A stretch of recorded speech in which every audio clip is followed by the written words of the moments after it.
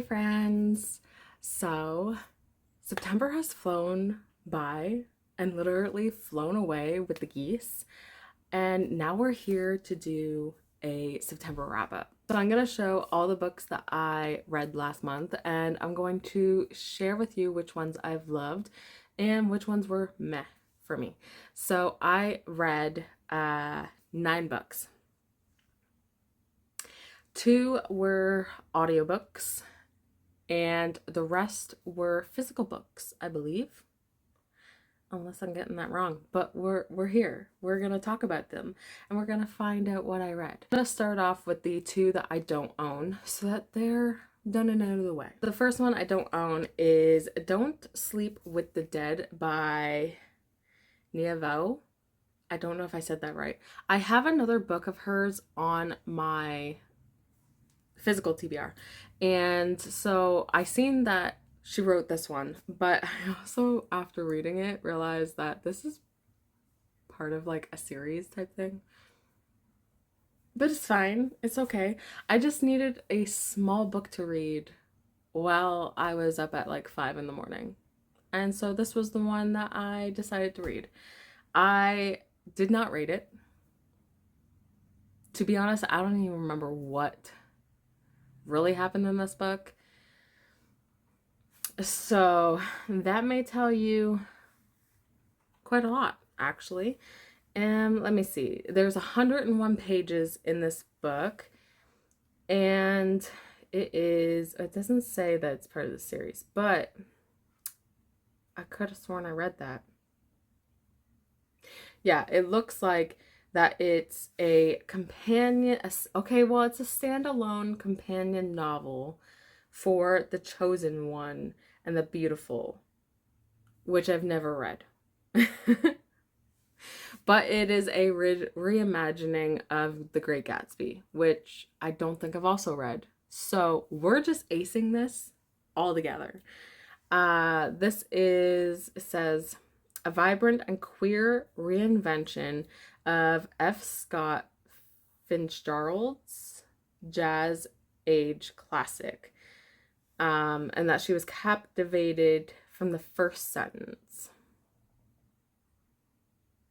Oh no, wait. The NPR was captivated on the first sentence on The Chosen and the Beautiful.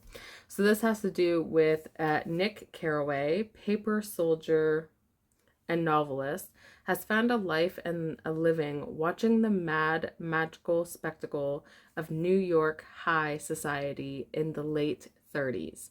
He's good at watching. That's creepy. And he's even better at pretending to be straight, pretending to be human, pretending he's forgotten the events of that summer in 1922. On the eve of the Second World War, however, Nick learns that someone's been watching him. Pretend, and that memory goes both ways. When he sees a familiar face at a club one night, it quickly becomes clear that dead or not, damned or not, Jay Gatsby isn't done with him. In all paper there is memory, and Nick's ghost has come home. So reading that gave me no memory of what I read, which is sad because like that it does sound interesting. Yeah, I may have to read The Chosen and the Beautiful. That's for sure. And maybe The Great Gatsby. I might have to read that one as well. The other one that I read was The Enchantment of Rival Wizards by Sarah Rashi. Rachi? Rash. By Sarah. I loved her other book, The Nightmare Before Christmas. I freaking devoured it. I gave it a 4.5. It was so good. I loved the fact that she could make me laugh. This book I gave a 4-star, and it is, well, you know what? It says 11 hours and 15 minutes because I listened to it. I had a good time listening to this. It is part of the Magic and Romance series that I think just came out in August. This book came out. But it literally says Allie Hazelwood meets Dungeons and Dragons in this enemies to lovers fantasy academia rom-com where rival grade student wizards are forced to work together without killing or falling for each other. Yes. I loved the chemistry between these two. I love an enemies to lovers, like, you know, it just, yes.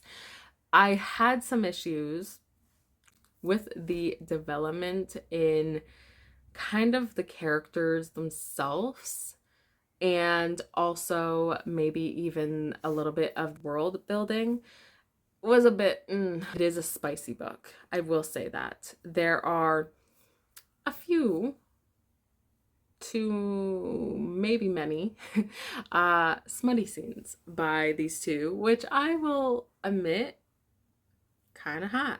Kind of hot. So if you're into kind of like an Allie Hazelwood Dungeons and Dragons type book, male to male relationship, this is your calling. We need you to read it, because it, even 4 stars is pretty good. Okay, like, you need to read it. How to Hang a Witch by Adriana Mather.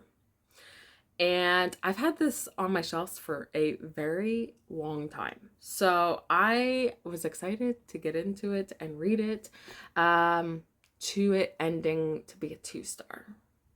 Because, to be honest, I could care less. This is a young adult, which I thought it wasn't, especially by this cover. Like, this cover screams not young adult. It screams like more, I'm gonna have a thriller on my hand. It's gonna be so like witchy and everything else, which I mean it was, but it just wasn't my take on witchy. So this says Samantha Mather, which actually I just remembered that this book is based off of the author's story of her family. Samantha Mather has just moved to Salem, Massachusetts. I can never say that word, so it's fine. The site of the infamous witch trials. It would be tough for anyone to start over in the middle of high school. But when your great, great, great, great, add a few more greats to that, grandfather was the one putting the accused witches on trial, your family reputation has a way of preceding you.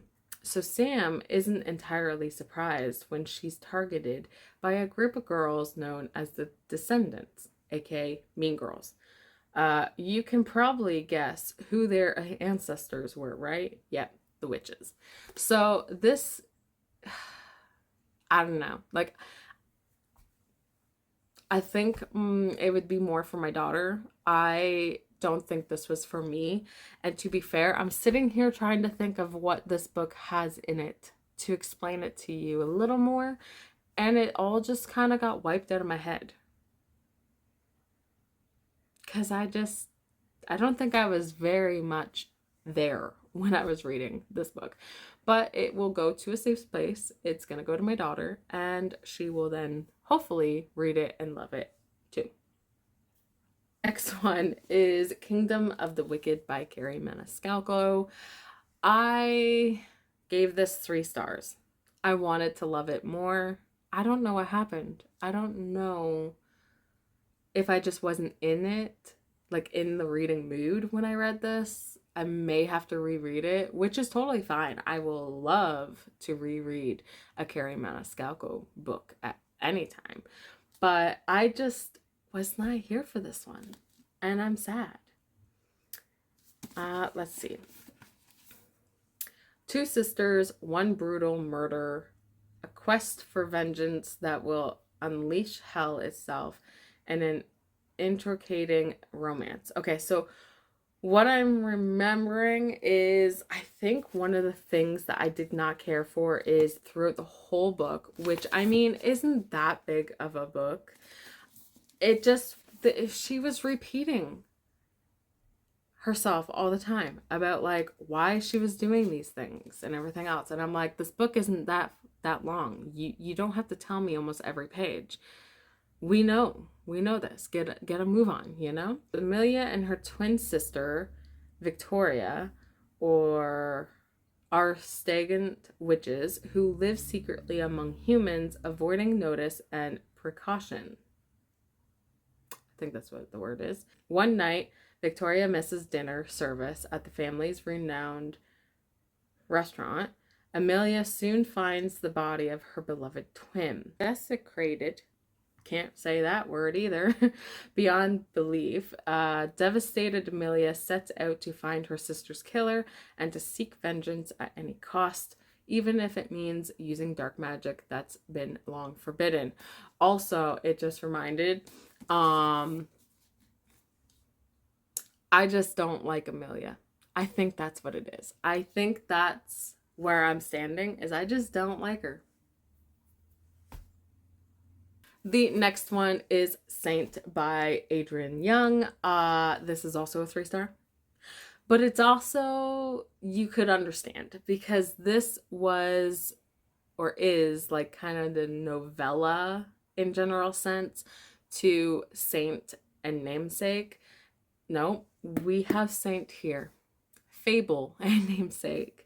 And this is the story of Fable's mother and father and how they met, just how their life was on the land and the ocean, which I mean is interesting. I love getting to know more of the parent side of Fable's life and kind of where she came from. So that was interesting. But to be fair, I'm sitting here going, I don't know what I read. It seems like that's the type of September month I had, which I'm kind of not liking. But I'm here to tell you that it was a 3-star. I loved reading about Fable's parents. So this has to do with, as a boy,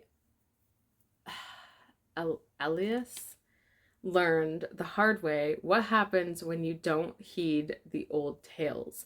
9 years after his lack of superstition got his father killed, he's grown into a young man of piety?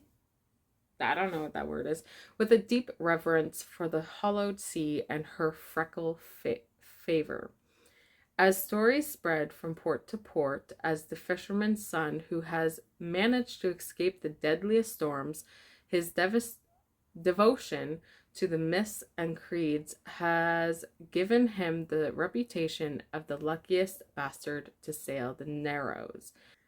Now he's mere days away from getting everything his father ever dreamed for him: a ship of his own, a crew, and a license that names him as one of the first narrow-born traders. But when a young dredger from the unnamed sea, who has more than one secret, crosses his path, Ellis' faith will be tested like never before. The greater the pull he feels toward her, the further he drifts from the things he spent the last 3 years working for. So, like, obviously, it's a normal at sea type adventure. The next one is I finally read it. I finally read it, guys. I finally read When the Moon Hatched by Sarah A. Parker. And can I just tell you right now, I kind of loved it.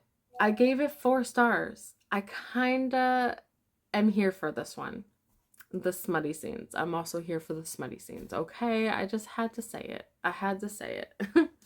So this has to do with an assassin for the rebellion group, Fier du F. Don't know if I said that right. Rave's job is to complete orders and never get caught. When a rival bounty hunter turns her world upside down, blood spills, hearts break, and Rave finds herself imprisoned by the Guild of Nobles, a group of powerful fae who turn her into a political statement. Crushed by the loss of his great love, Con Vager took the head of a king and donned his metalled crown. Now on a tireless quest to quell the never-ebbing ache in his chest, a clue lures him into the capital's high-security prison, where he stumbles upon the imprisoned Rave. Yeah, echoes of the past race between them. There's more to their story than meets the eye, but some truths are too poisonous to swallow. I I loved the fighting scenes. I loved the banter between these two characters, and just like, oh my god, I love it. The only thing is, like, I did get a little confused during some moments, and I kind of wish there was more dragons, to be honest. I need more dragons. Sarah, I need more dragons. Like, seriously. But I can't wait for the next book. I am here for what is to come, and I cannot wait. I love this. And it's a beautiful copy. It is stunning. Okay, enough gawking at it. The next book, New Moon by Stephanie Meyer. Oh my gosh. This was torment.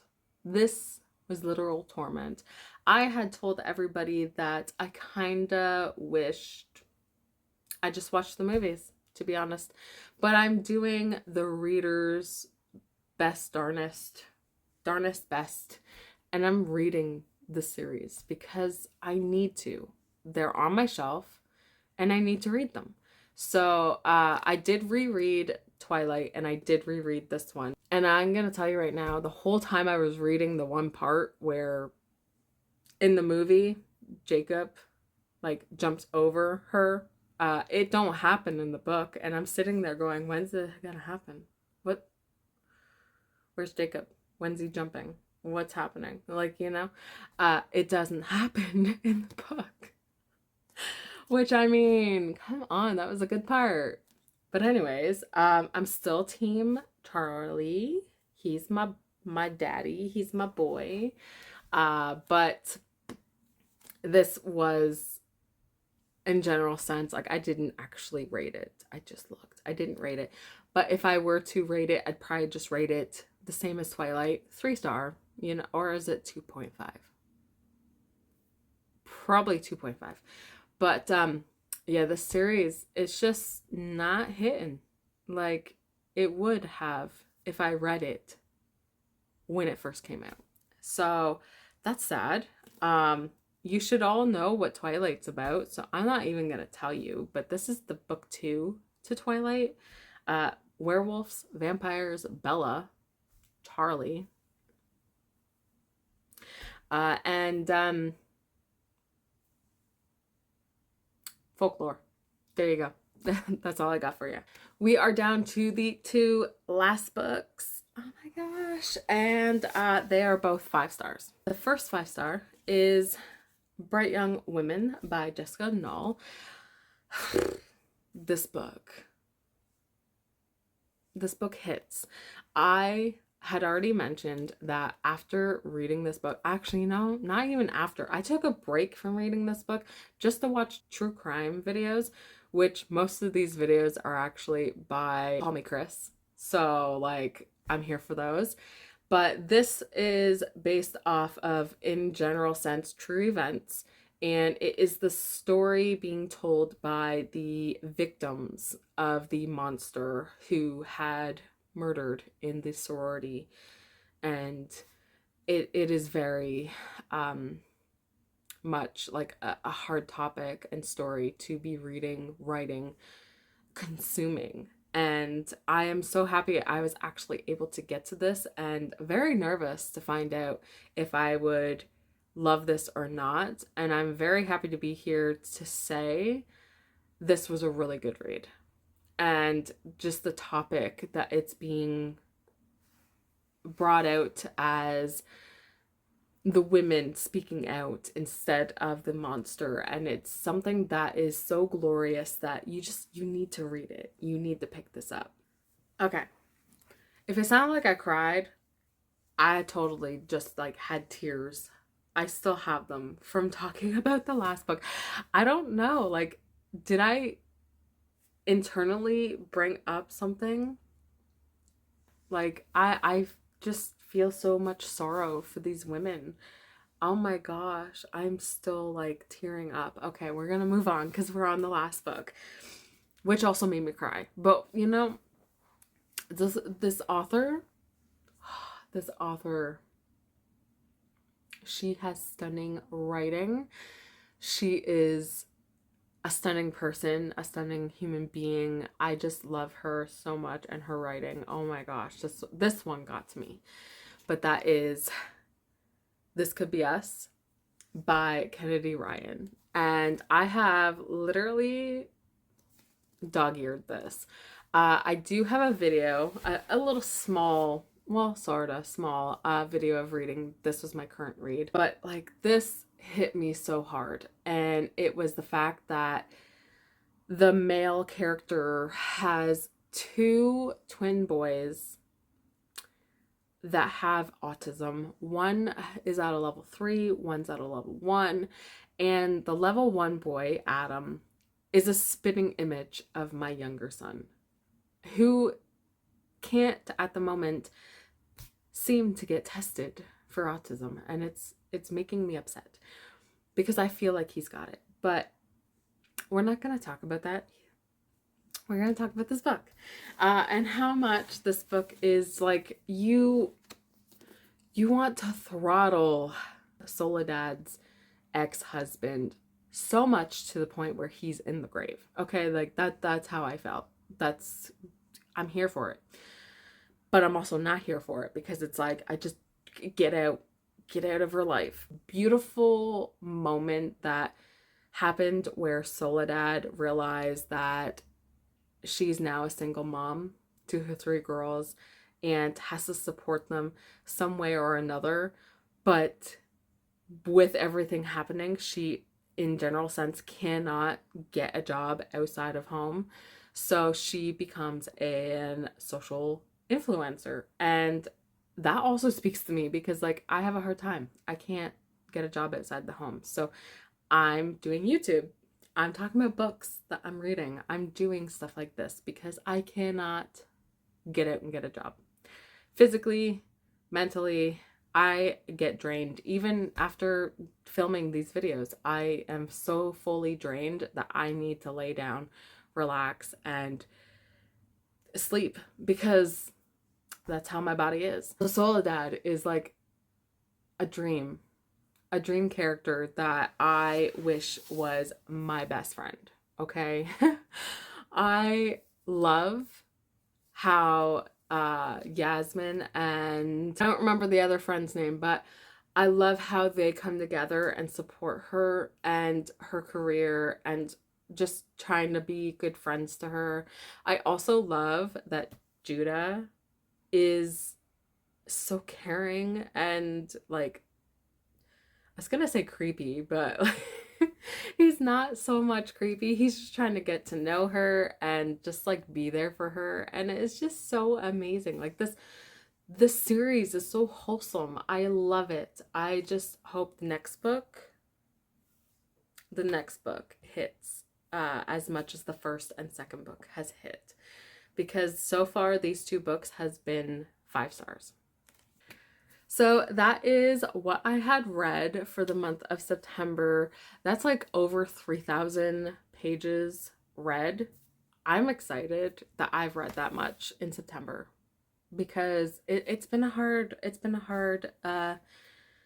going into this month, like the last couple of months, just trying to get out of a reading slump and life of kids going to school. So I'm excited how much I read. If you have read any of these, let me know in the comments. Let me know which ones you plan to read or what you read in September. And yeah, if you like this video, please don't forget to like, subscribe, and hit that notification bell so you can see more bookish content from me. And I will see you in my next video. Bye, guys.